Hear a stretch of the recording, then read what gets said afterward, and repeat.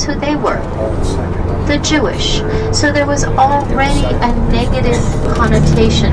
There was already the seeds of the anti-Semitism.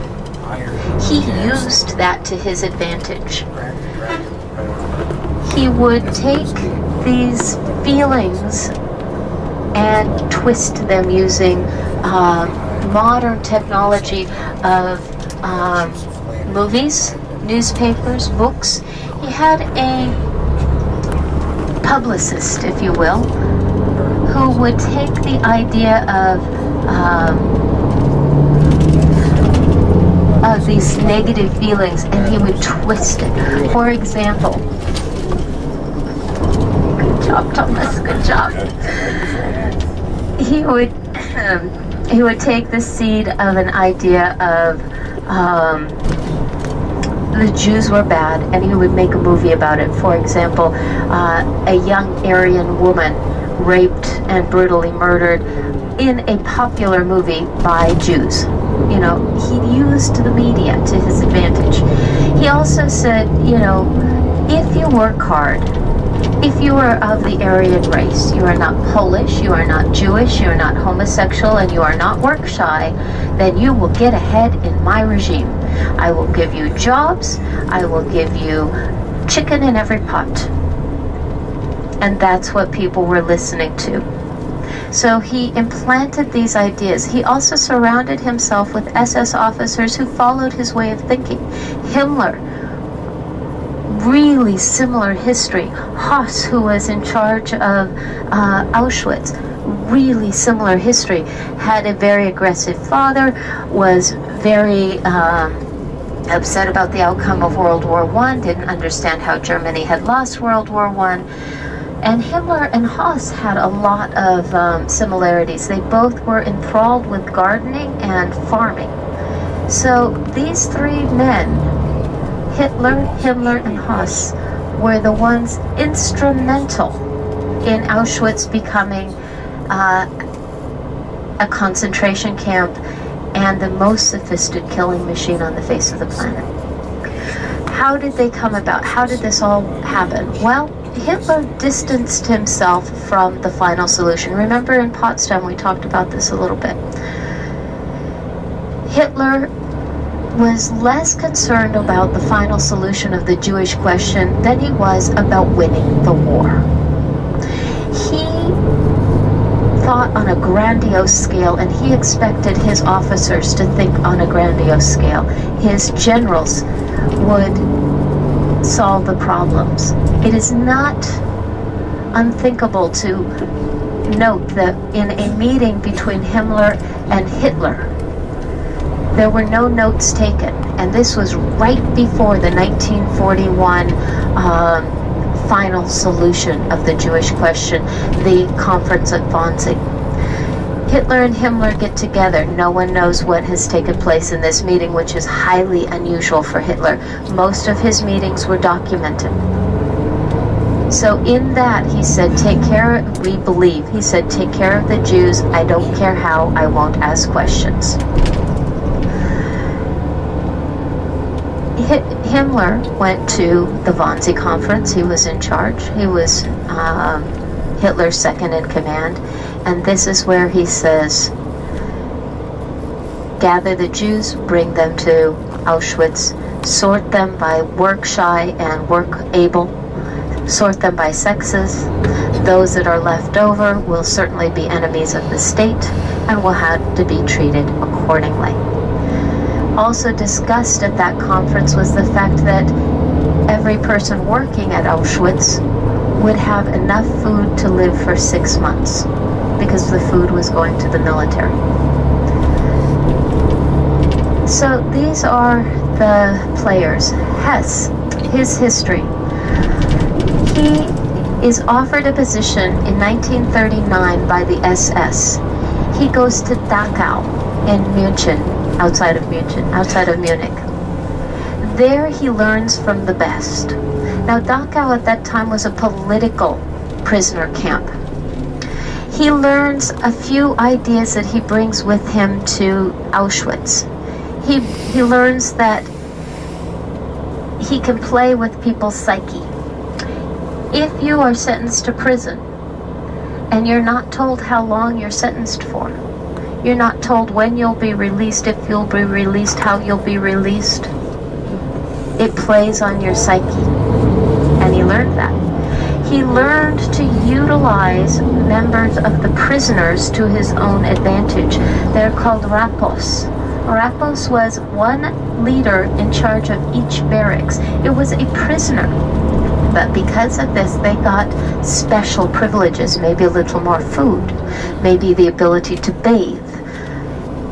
Of course, their job title as leader of the barracks brought them a little power, and they were very mean to the rest of the prisoners. Therefore, when they lost that title, and they always did, they were thrown back into the general population and pretty much eliminated in their own right, you know, taking care of your own.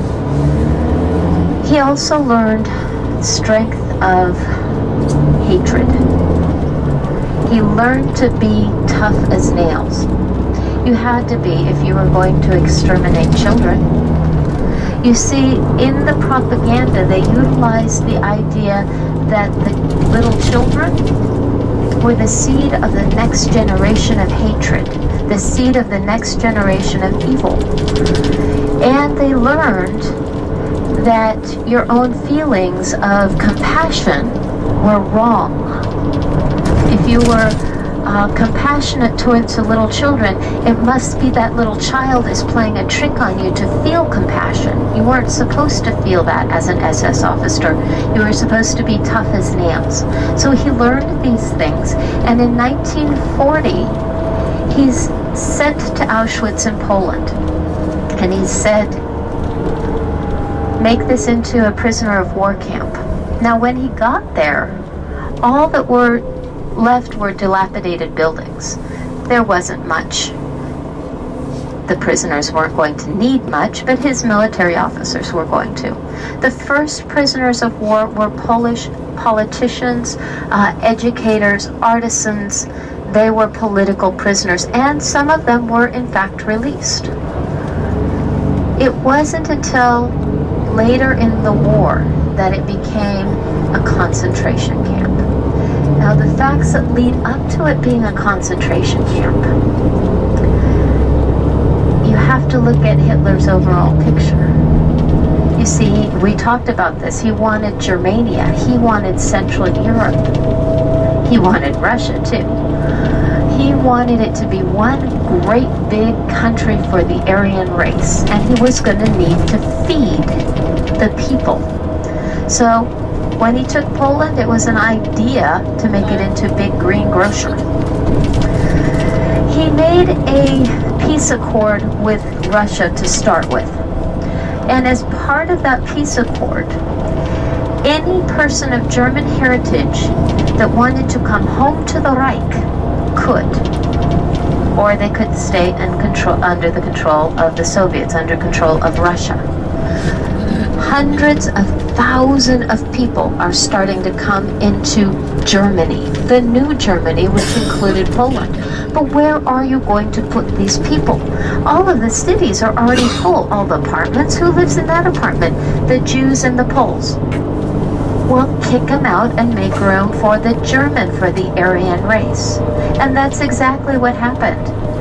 The Jews were exited from their homes, from their businesses, from their apartments, and told, you're going to live in the ghetto now. You have 24 hours, if that, sometimes 2 to 4 hours to get out. Take your belongings and go. And 2 to 4 hours after that, a German family is living in your house with your furniture, with your clothing, with your business, and you have no control over it. In 1940, you have to register as a Jew. 1941, you're ousted from your home. In 1942, you have the Jewish ghettos overcrowded. And more Germans moving in. So the idea is now proposed to split Poland into 3. One area for the Poles, one area for the Germans, and one area for the Jews. You have a triple mass migration going on, and it's not working. So Hitler says, let's find another solution.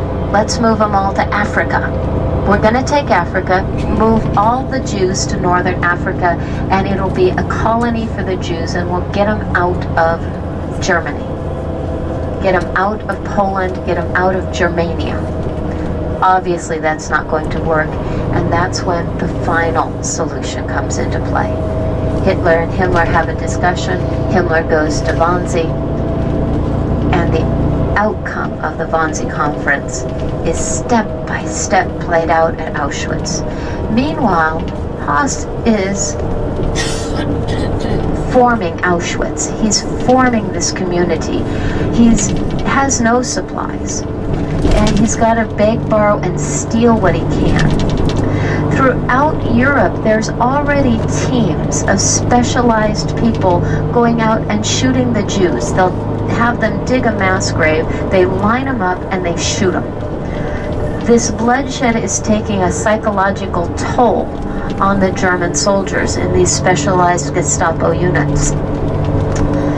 They're already experimenting with euthanasia. Anybody who is a drain on this society, anyone with a mental disability, a physical disability, they're taking them in special trucks to special warehouses where they pull the truck in, they leave it running, and we know what happens in an inside area when you leave a car running. This is the first euthanasia. This is the first seeds of the idea. Now in the Jewish ghettos, they're running out of food, and a German officer says, wouldn't it just be much more humane to find a way to gently exterminate these people rather than let them starve to death? Well, again, grandiose scale. The idea at the beginning of the war of mass extermination, if you asked Himmler or Hess, was unheard of. But one gigantic step at a time, these actions took place. So you have the idea of exterminating euthanasia, anyone with a mental or physical disability. They start experimenting with the gas chambers for political prisoners. They start with Zyklon, also under the name of Cyclone B. Now, the first experiments are going to be taking place out at Auschwitz. 1 or 2 prisoners taken into a small room. They didn't work. It was a horrendous death. They eventually got the quantity right, if you want to put it in those basic terms. And they started the extermination process of those who would be considered, should they live on, enemies of the state. Step by step, word by word, Himmler's words come true at Auschwitz. And when I first went there, I kept thinking to myself, why do people want to go here? Why does anybody want to come out to Auschwitz and see this? And I think it's for us. I know for me, we're trying to understand how you could divorce yourself, or anyone could divorce themselves from their humanity to commit these atrocious crimes. And when you look at it this way, if you were a soldier under the Soviet Empire, under the Russians, you feared Stalin. If you didn't follow orders, you were in great fear for your life. The Japanese, they worshipped the emperor. It was a cult following. So they were brainwashed into thinking this way.